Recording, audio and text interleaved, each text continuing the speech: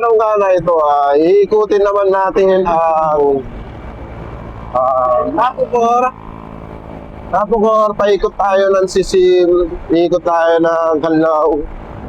Tapos, balik tayo sa destination natin. Medyo tumaas yung tubig, oh. Grabe yung panahon, klima ngayon, medyo talagang agkulap. Hindi nagpapakita si Haring Araw.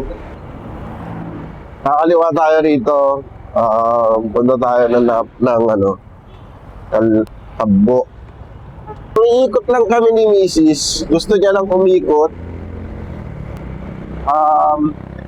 Yan lang ang pinaka-trip niya ngayon. Kasi wala nga siyang linis. Siyempre, enjoy bonding kami.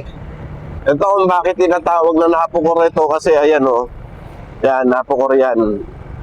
Bagaanuhan niya ng kuryente. Ito, ng Haring Araw. Paano na siya? Sikat na siya. Papakita na siya. Sana wala itong mga puno na to, no? Ang ganda sana ng tanawin dyan. Kaso hindi pwedeng walang puno dyan. Mag-landslide dyan.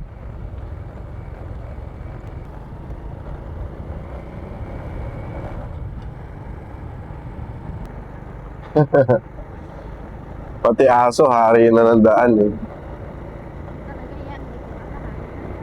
Talaga. Mapapahinto ka talaga yan.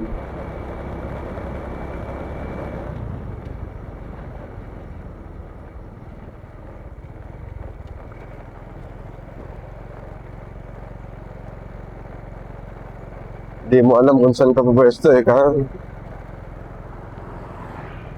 Left and right, left and right. Mas lalo rito. Tapos may makakasalubong ka pang ganyan. Cellphone.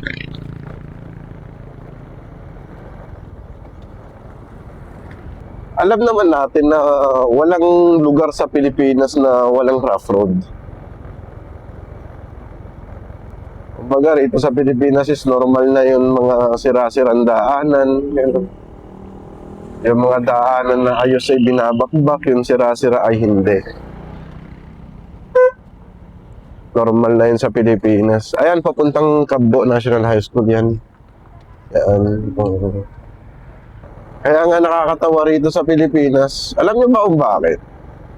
Kasi yung mga nakikita naman natin na ayos na daanan binabakbak. Tapos yung mga kailangan ng i-renovate na daanan hinahayaan. Ano ba lang ang nangyayari sa Pilipinas, no? Ewan natin kung bakit ganon. Mostly sa mga national highway o kaya mapapansin mo yung mga ganon sistema na ayos makikita mo, pero sasabihin nila is nasa age na kasi daw ng kalsada na kailangan ng i-renovate. Pero I don't think so. Kaya kailangan na siguro ng ewan natin bakit ganun.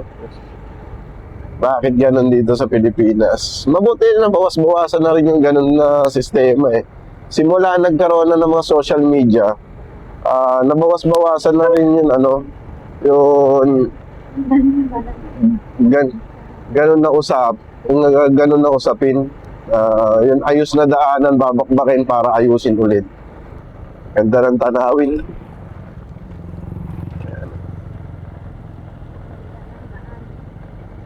Ang ganda ng tanawin, no?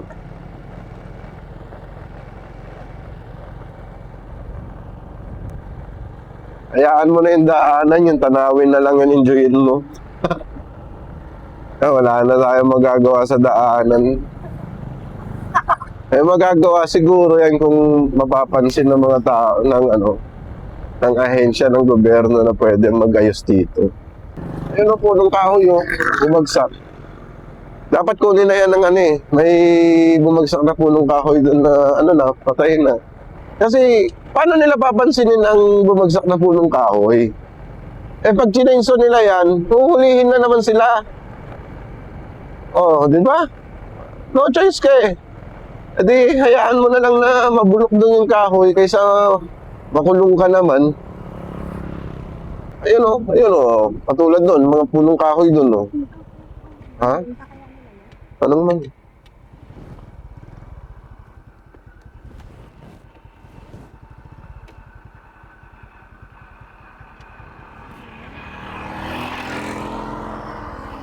Oo.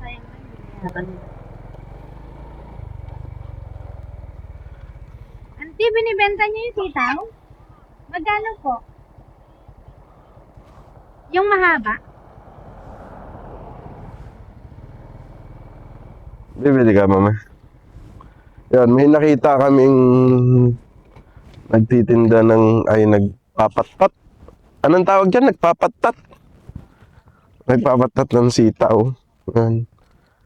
Bibili si asawa ko. Mama, okay lang may pause? Ah, sige po. Okay lang. Mas maganda na po kasi yung nagpapaalam kayo sa'yo. Ayan, nagtitinda sila ma'am ng sitaw, libre, fresh na fresh. Talagang halatang bagong pitas, oh.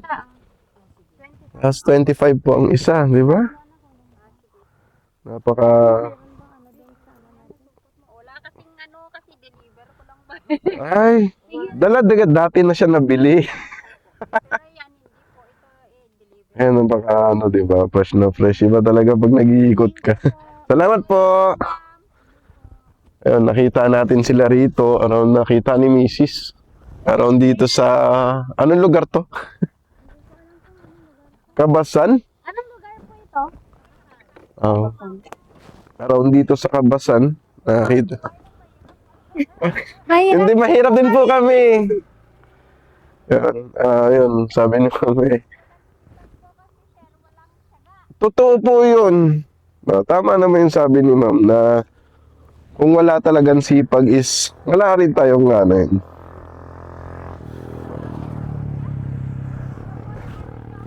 Kuya,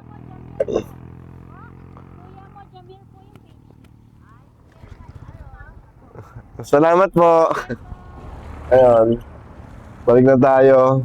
Gano'n lang kami. Nakita namin sila madam na nagpapatat ng hello po. Nagpapatat ng sitaw. Kaya sabi ni Mrs. bili daw kami.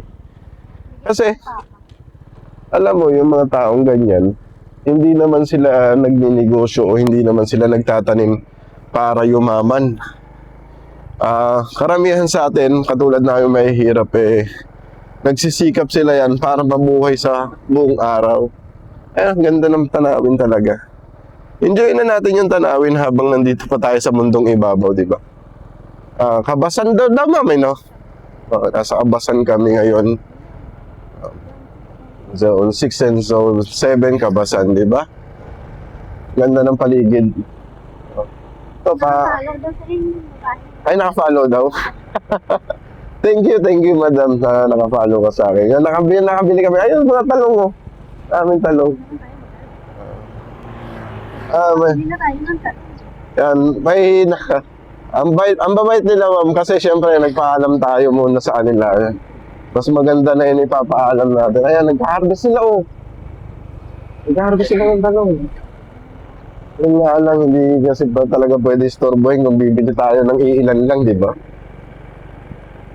Dito pala sa Kabasan, ang dami rin palang gulayan. Kabasan, Barangay Huron, Gymnasium. Okay. Doon.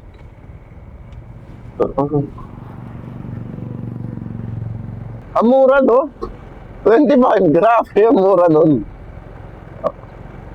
Paamo. Sabi niya pa ng 30. Oo, kasi ang mura 25 pesos, ang ganda, tapos fresh na fresh, di ba? Ang dami pa. Pero yun sabi nga ni madam, anong tawag nito? Order na daw talaga siya, pero yung maliliit order na kasi I think mas nasasarapan yung mga tao ron sa maiksi na native na sitaw, unlike sa mga long string beans, gano'n. Pero para sa akin, mas nasasarapan ako sa mga string beans na mahahaba. Eto, tignan natin to. Tignan natin tong pasok natin doon hanggang. Tignan natin tong tulay na to, di ba? Pag itong Kabasan Bridge, oh, di ba? Ewan ko kung anong lugar ito papunta, pero wag na natin subukan. Ayun, di ba? Ayun, oh. Ganda naman dun. May semi, ano, May, nakatayo pupunta dun. may semi-falls pala ron, oh. Nakatayo pupunta dun. Ha? May naglalabas. May semi-dam. May semi-dam sila. Hindi ko, ano to, Kabasan, ano yan? Oh, Kabasan, Basaw Lake Bridge, yan. Okay. Puntahan natin doon? Hindi na. Ay, maganda. Pag natapos siguro itong daanan na to, maganda. Ayun na, meron siyang ano doon, mapakita ko sa inyo. Meron siyang parang little dike doon, part. Parang anong tawag nito? Irrigation. Yun yung paakyat ng irrigation, oh. Nandun. O ganun. Bali, irrigated yan. Irrigation yan. Marami rin sigurong isda dyan. I don't think so. Yan, daming daming lumot, oh. Kung maraming isda dyan, ubos na sana yan. Busog na busog ang mga isda dyan pag ganyan. Basaw Bridge. Yan, ngayon ko lang na yan. Ngayon pa lang din. Alam mo, dinadaanan natin yan, pero yun, nakakita na natin kung ano yung pangalan na niya is Basaw Bridge pala. Diba? Kung gagawa rin ako ng bahay, mas gustuhin ko na rito sa ganitong kalayong lugar. Ang Tintin Resort. Ito, Tintin Resort.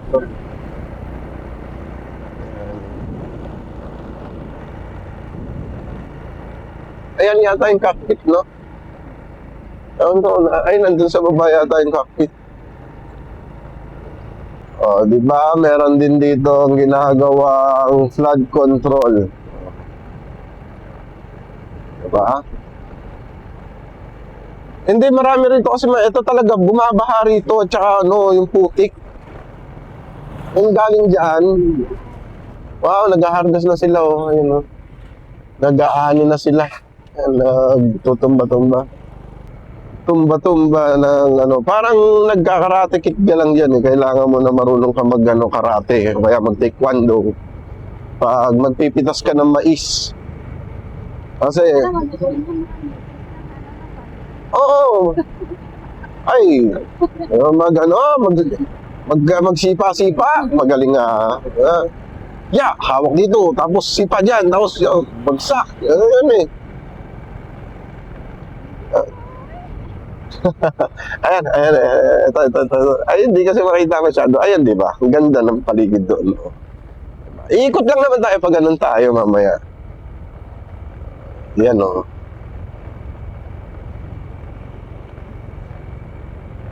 Tapos, meron akong kaibigan dito na si Sir Elmer Martin. Shoutout sa'yo, Sir. Ang isang mamaw ng Team Ubat. Grabe, ang lalakas niyan. Mga sumasali ng marathon, ng triathlon, yan. Diyan, bahay niya. Grabe, lalakas ng mga taong yan. Mga nasa age na nila is nasa 14, tapos grabe ka tumakbo. Grabe. Gusto ko rin puntahan talaga rin dito eh. Yung bridge, yung falls dyan. Oo. Ewan ko.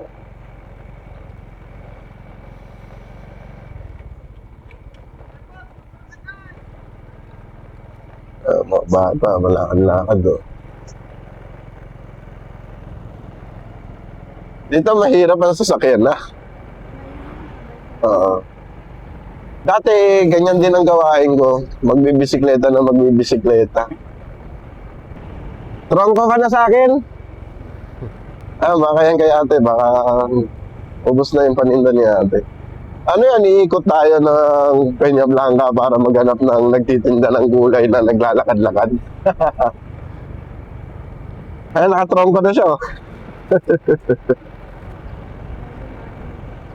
Nakatrongko na yung nagbibisikleta sa atin. Medyo malakas din yung hangin, mahirap din. Magaling siya trongko. Naiwan na siya. Baka aakyat yan ng Batman and wife dito sa Hindi na akyat na pa rin.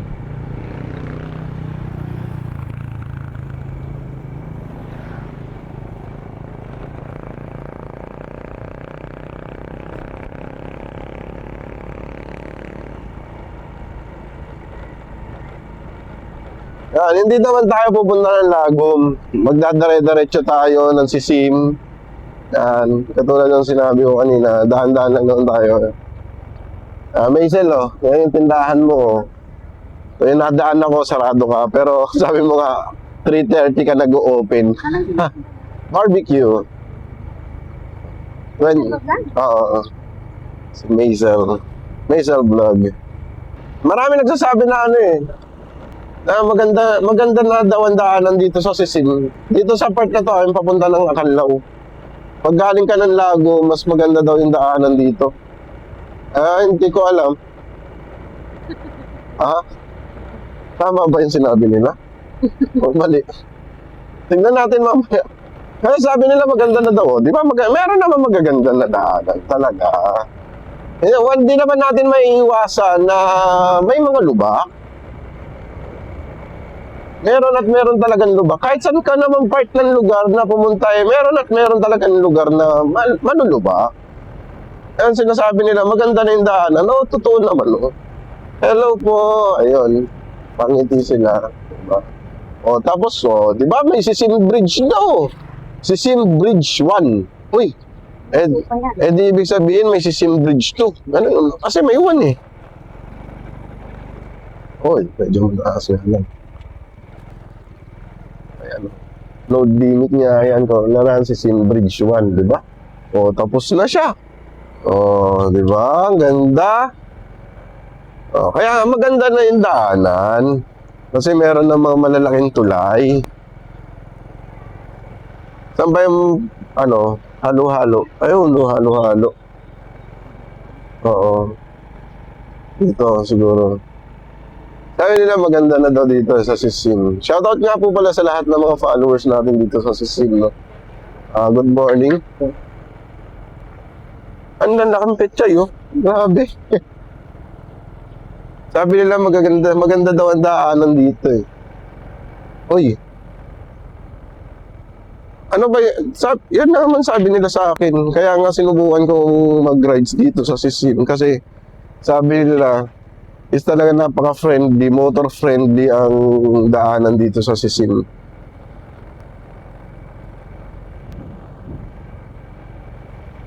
Maganda na, maganda.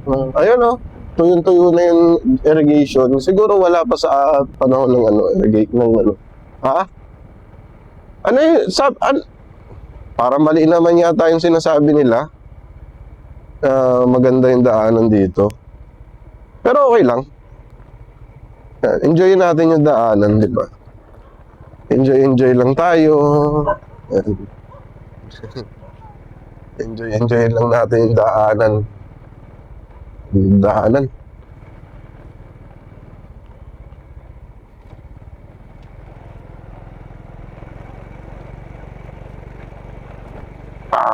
Ayan na sila.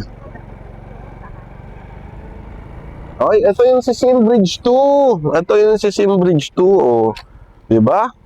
Oh, at ito ibig sabihin nito, sa ngayon, sira-sira pa yung yung marami pang lubak. Kasi inaayos pa nga lang yung mga bridge. Next na siguro itong mga daanan dito. Wag na lang tayo mainip, no? Hintayin na lang natin yung maayos to. Kasi sabi, yun nga tama yun. Naantay nyo nga na maayos yung tulay. Ito pa kayang kalsada, hindi di ba? Dadating ang araw na ipapaayos din nito. Bridge muna tayo, bago yung mga Mare. Maring Janang, nasan ka na? Maring Janang. Dito kami naningil ng ulan ni sir. Yun nabisit ako. Oo, dito. Anong pangalan ni Maring Janang natin? Hazel. Maring Hazel. Dito. Saan? Ayun, nandun pala yung bahay ng kumari namin. Shoutout sa'yo, Mare. Nasa San Roque na tayo. Uy, ibig sabihin, nandito na tayo sa Canlao. Bilis naman natin. Canlao na to eh. San Roque, Canlao. Ewan ko, tama ba ako? San Roque, Canlao? O Barangay San Roque, yun. Kasi may Canlao proper eh. Yan. Uy, ayun ang San Roque Bridge. Di ba? Oh. Sabi nila, wala pang naayos dito. Huh? Oh. Anong sabi nila? Na wala pa naayos dito. Hindi ah. Ayan nga oh. Oh, dami ng tulay na natatapos, di ba? Dati kasi, ang mga tulay dito is maliliit lang. Yun, kakasya lang talaga yun isang sasakyan. Pag dumaan na yun, pag dumaan na yun ERF, ganun, wala, hindi ka na pwedeng sumingit kahit single motor ka. Talagang solo lang. Pero ngayon, napagawa na, kahit magsabay na kayo, two lane na yun, yung tulay na mga nagawa rito sa Peñablanca, di ba?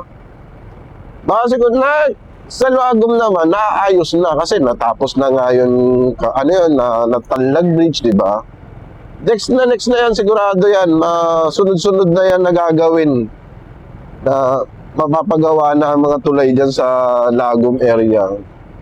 Kaya nga, tiis-tiis muna tayo. Siyempre, tulay muna yung gagawin para mas mabilis yung access ng pagdala ng mga equipments, di ba?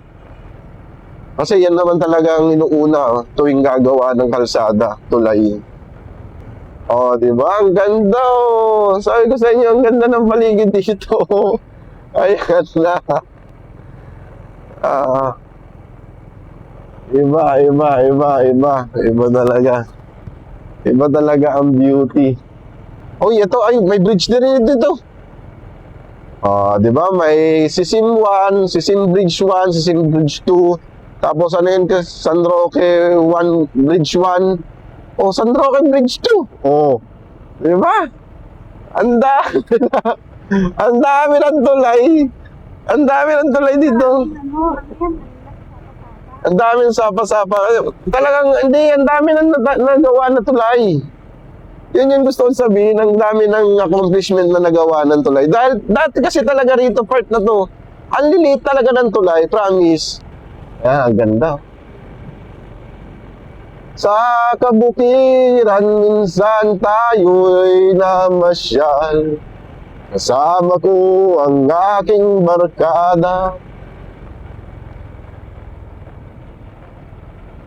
Ganda talaga, ang sarap pagmasdan ng mga ganitong tanawin. Kung nandito lang kayo, sa personal nyo lang makikita to, ma-appreciate nyo rin, di ba? Sabi nga nila, pag araw-araw ka na nandito, magsasawa ka rin sa tanawin. Pero para sa akin, hindi naman siguro. Kaya mas dito sa lugar na to, pag ganito ang lugar mo, ay napaka-presko ng hangin. Napakalamig, napakasarap sa dibdib na lalanghapin mo yung ganitong kasariwang hangin, di ba? Ayan o. Doon na tayo iikot. Doon na. Yun, pag ganun na tayo, iikot tayo pag ganun. Iikot lang kami. Ganda na daanan dito. Matanda na rin itong daanan na to. Sa tingin ko, matanda na rin itong daanan na to eh. Gaganda ng palay nila. Green na green. Nag-aabono si Kuya dun, oh.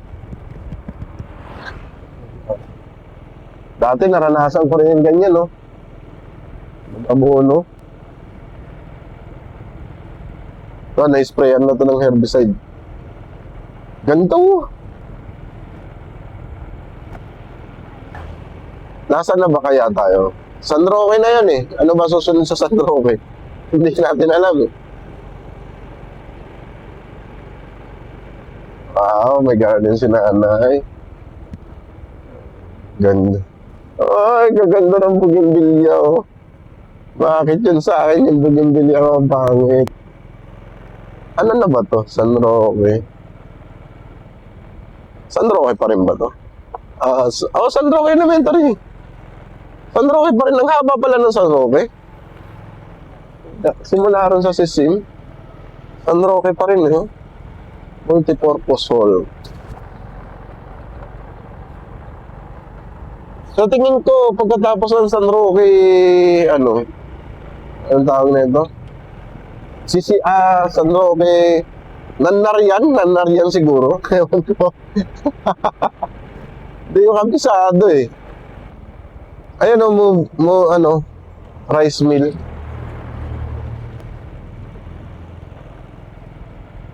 Oh, yun mo, tulayo. Diyan mo malalaman. Diyan natin malalaman kung may tulay. Oh, di ba? Ang galing eh.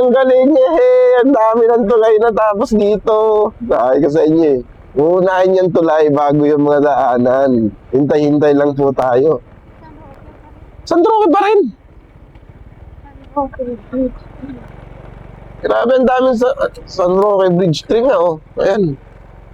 Ayan na oh. Hindi, talaga naman. Tuwing may tulay, automatic yan. Meron yung tubig sa ibaba. Diba yung iba nga naman? Ay, sa bagay. Dun sa Manila, di ba? Tulay na, wala. Tulay. Yun, sabi nga nila dito sa Maynila, bakit ang daming tulay? Wala naman tubig. Hindi po tulay yun ang tawag doon. Ang tawag po doon ay flyover. Siguro hindi na to San Roque pa rin to. Yun nga ang problema eh, no? Paikot-ikot tayo, hindi natin alam yun, Ay, tignan natin kung saan ba yung daanan papuntang, papuntang Alahiban, no? Alahiban daw eh. Sisilipin lang natin, pero hindi naman tayo pupunta ng Alahiban. Sisilipin lang natin kung saan ba yung way. Papuntang Alahiban. Kung meron na mga signage, ganun. Ano ng lugar to? Nanarian! Ayun, Nanarian na pala tayo. Sabi na nga tama, San Roque, Nanarian. Galing ko. Ang galing eh.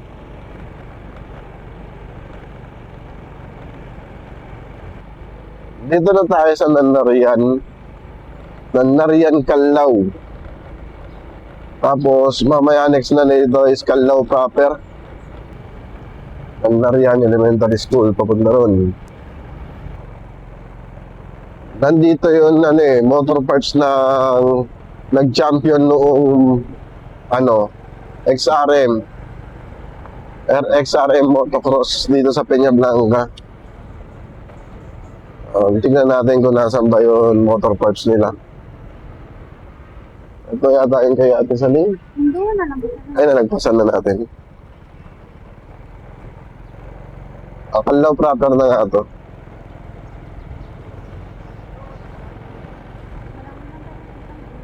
Wala. Meron tayo makitang gulay sa mga talipapana. Yun sa Sisim lang ang talaga. Doon lang tayo nakabili ng gulay. Ay, kabasan.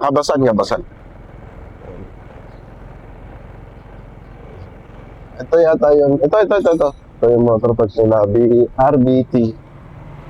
Motor parts. Puntahan natin. Shoutout sa mga tropa natin na mga tricycle driver ng Calao, di ba? Ito na nga yun, sabi nila. Ito yan papunta ng Alahiban. Doon. Oo. Ewan ko kung saan ba yun Hindi. O may ba ng Alahiban pa. O palatandaan ng papunta ng Alahiban, no?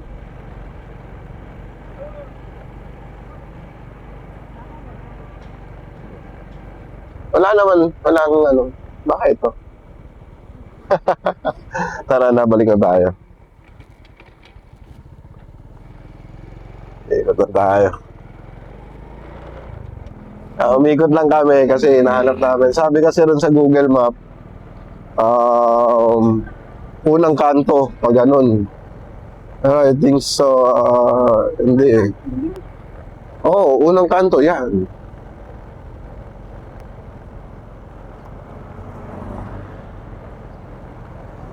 Dito daw. Baka dito, yan. Unang kanto, papasok. Oo. Baka dyan. Punta ng ano. Ha? O yun nga siguro. Wala. Alright. Hindi, pag ganun. Ang Palaya Street. Ang cute ng ano nila eh.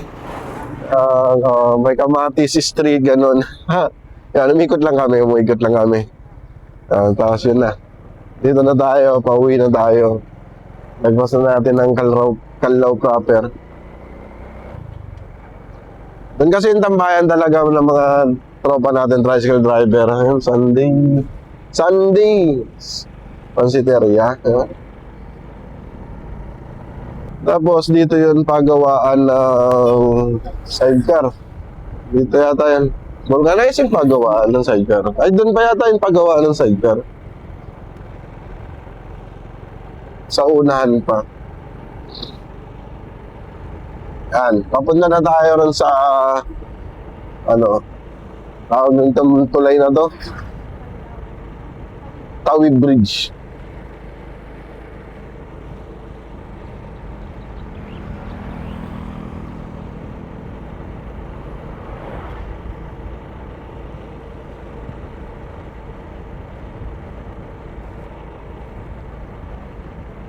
Dito may nakatambay din na tropa. Ano? Dito yon. Ito yon pagawaan ng sidecar. Dami ng sidecar na sila. Oo. Diba? Pwede pa lang ano, pwede rin pala magpa-repair. Ewan ko ba kung bakit mayroong mga content creator o mga OFW na parang sa tingin mo ay enjoy nila ang nangyayaring gera sa ibang bansa, no? Isipin mo yun, akin na, para sa akin, nakasar ako, yun gagawa sila ng AI na pagsabog ng kung ano-ano rin sa ibang bansa, di ba? Nakakasar yun para sa akin. Ewan ko lang sa inyo. Kasi meron akong mga mag-anak din na nasa abroad, na halos hindi nga sila makatulog. Araw-araw, gabi-gabi, halos wala silang maayos na tulog. Dahil tuwing magtutunog ang sirena, na meron na naman babagsak na bomba, di ba? Tapos, yung mga content creator, enjoy pa kayo na panoorin at gumawa ng mga AI. Tapos, ipopost nyo pa sa Facebook o kaya sa ano yung parang gatasan para kumita kayo na malaki. Dahil yan ang pinaka-viral ngayon. Ako, visit ako sa ginagawa ninyo. Hindi ako natutuwa. Sabihin na natin bakit kung meron kayong kamag-anak sa abroad at bigla yan nawala dahil sa gera na nangyayari ngayon. Ewan ko hindi kayo masaktan. Ewan ko kung mag-enjoy pa ba kayo sa ginagawa nyong content ninyo. Dapat inaayos nyo rin, iniisip nyo rin kung anong gagawin yung content. Dahil meron mga kamag-anak din at saka meron din pamilya, mga OFW nandun sa ibang bansa na nag-aalala tuwing meron silang mababalitaan at marami sila napapanood na AI generated tapos maniniwala sila. Diba? Ang hirap nun. Ang hirap pag ganun ang iniisip nila. Dapat sana bago kayo gumawa ng content na ganyan, iniisip nyo rin yung mga tao na nakakanood, baka maniwala sila.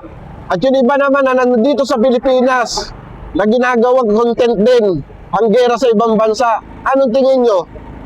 Hindi tayo nadadamay sa nangyayaring kaguluhan sa ibang lugar? Nadadamay tayo sa pag-angat pa lang ng gasolina, natatabahan na tayo. Nasasaktan na ang taong bayan sa nangyayari. Pero yung ibang content creator, enjoy kayo. Bakit? Dahil kikita kayo sa content na ganyan? Kala nyo ba maganda yung mga ganyang content? Hindi. Para sa akin, hindi maganda ang content na ginagawa ninyo. Dapat isipin nyo na lang, mas maganda na lang sana kung ipagdasal natin ng mga kapwa natin Pilipino na nasa ibang bansa na naipit sa gera. Hindi na yung gagawa tayo ng kung ano-ano na para lang kumita rito sa Facebook at sa social media. Ito na yun, sinasabi nila na wag naman daw puro pangit na daanan ang pinapakita, di ba? Totoo naman. Alam niyo ba ito, Dati, hindi to espaldado. Grabe. Ang laki ng pinagbago na itong lugar na to, itong daanan na to. Sabihin na natin na wala ako sa outer lane, pasensya na mahuna kayo. Kasi hindi pa ho yan malinis. At sobrang dumi pa ho. Pag dyan po kami dumaan, ay delikado naman ho. Yan. Ito, pa natin ho. Punta Alahiban yun. Oo. Oo, Alahiban siguro yun. Ay, di ba? Oo. Ang ganda ng daan yan. Tapos sasabihin nila, puro pangit na lang yung pinopost mo. Bakit? Hindi ba ako nagpost ng magagandang daanan katulad nito? Oh, di ba? Hindi lahat ng daanan dito sa Peña Blanca ay pangit. Kaya nga mas ginugusto ko pinapakita sa rin sa inyo na mayroong pangit na side at saka mayroon din maganda. Tignan nyo nga, di ba? Ang ganda-ganda ng daanan dito. Espaldadong espaldado. Oh, napakaliwalas oh, ng daanan. Grabe. Yun nga lang, hindi, masyadong nakisama ang, sa atin, ang panahon, medyo makulimlim at saka malamig dahil, maulan-ulan, baka meron ng bagyo. Nandito na nga ho tayo ngayon sa Patagilig. Patagilig na to, ang ganda ng daanan talaga. Clear na clear, tsaka smooth na smooth lang ang takbo natin, hindi naman ganun kabilisan. Oh. Ganda, di ba? Kung sasabihin nila walang magandang daanan sa Peña Blanca, ay dyan po kayo nagkakamali. Marami rin ho magandang daanan dito sa Peña Blanca. Hindi lang ho puro pangit ang nakikita natin. Maggawa naman tayo mga hero. Tingnan mo, straight na straight yan. Ang ganda-ganda niya. Pati nga yung mga biyaheng Bagdo, ayan o. Dito na nagdadaan. Di ba? Shoutout doon sa mga biyaheng Baggaw na dito na sa Peña Blanca na daan, no? Para mapabilis din yung daanan nila, kaya dito na sila dumadaan. Ito na yung elementary ng Patagilig Elementary School. I love PES, yan, di ba? Patagilig Elementary School, yan.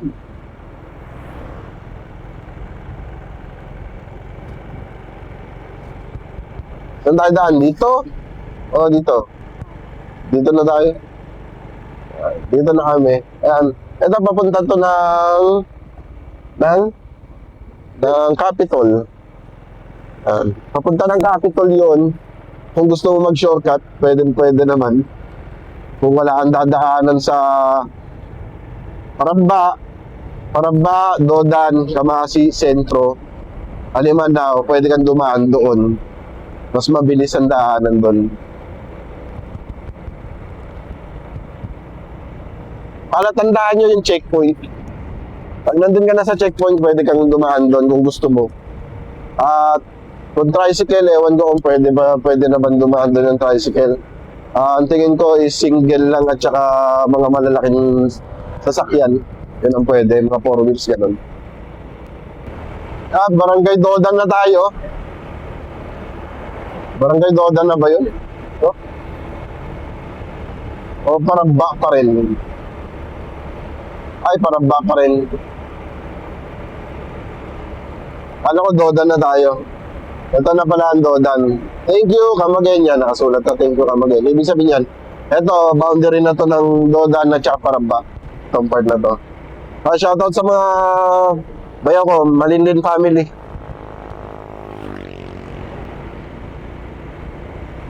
Tama, mami. Malinlin family.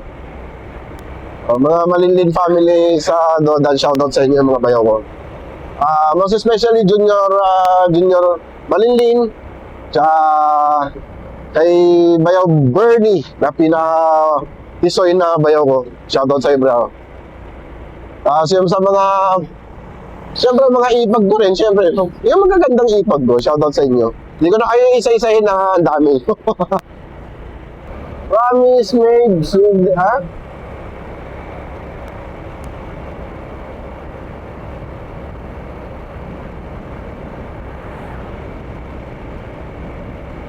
Dami.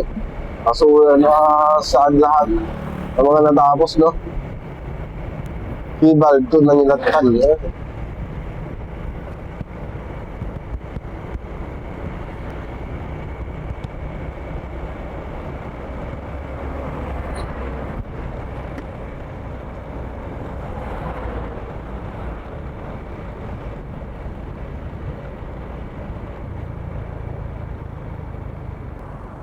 Grabe naman to. 69.10. Grabe presyo. Grabe, Monday pa lang 69.10 na agad. Okay, oh.